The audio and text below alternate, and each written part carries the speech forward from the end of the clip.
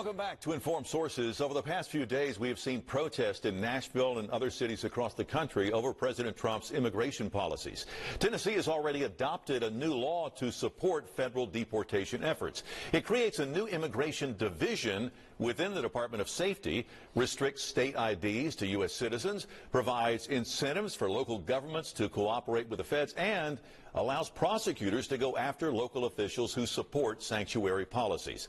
Another proposal on the table would allow public schools to reject children who are in the country illegally. It's a new version of Jim Crow, where they are creating laws and an atmosphere and an environment that will push people out. That didn't play out right the first time.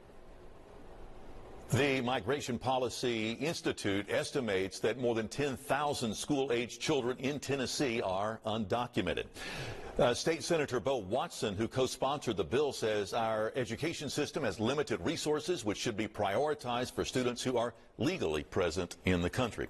So that brings us back here to Memphis. And how is the laws that are being passed there in the state, and also the policies enacted by executive order by the president, how is that impacting Memphis particularly?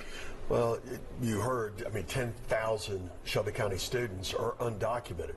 I think the pendulum is swinging, and we're talking about enforcing our current laws and adding strength to the laws. One thing I would suggest to the legislature is unless there's funding behind it, it's going to be very hard to do with our very limited resources. But I think it brings to light something. Look, if you are here in this country illegally, you need to go about the path of legal citizenship. We offer so much to our immigrants who just follow the right path. And I think this is a reaction, perhaps, by our legislature.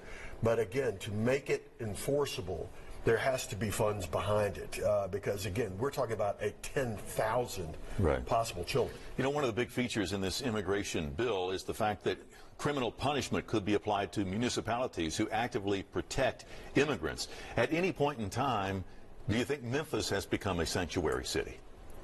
I don't believe that we're a sanctuary city, but we have hearts for children. And as we have this discussion, I understand that we have laws, we have limited funds.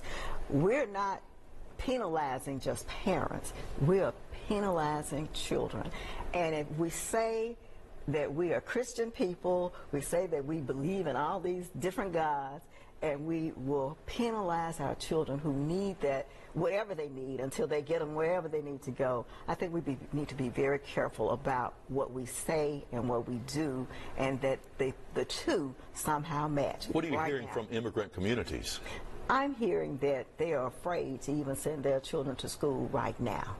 That's what I'm hearing. I am hearing that until they get these things worked out, they're just hiding. That harms their children. And they just can't get up and leave because they have made this their homes. Now, if they told me I had to come and move my family and I had small children and I had to do it right now, I think I would be afraid and probably would want to hide as well. But we got to see it beyond what the law says, but how people receive that and how we treat people. We want to be treated with some kindness. I cannot get past that. We've been friends for a very long time, but Greg, look, bottom line is the bottom line. Y'all talking about money. Look, well, I'm talking about people and their hearts. And I want to be the open country that has made America great. But at this point, we've had such an open border. We've had so many people crossing over that our tax dollars, instead of going to the children who are here legally, are going to also include folks who basically have snuck into our country. Their kids are going here illegally, and I have sympathy for them. My heart hurts for them. But at the end of the day, they are here illegally. If they will follow the process to legally be here, my heart and our schools and our community are wide open to them. No problem. From what you have both heard, is the Memphis Police Department actively working with immigration enforcement to help in these deportations? Now, I don't know that because I have not heard that they were doing that yet. Have you heard that? No, ma'am. I haven't heard that. Okay. That's something we'll be and trying to follow up on. And I don't know that they could. I mean, when we say they need the money, there's got to be the funds to enforce this. It's one thing to say it. It's another thing, you got to put your money where your mouth or executive order is. Okay. When we come back, we're going to explore some of the top issues the mayor and the Memphis City Council are trying to address. That's coming up next on Informed Sources.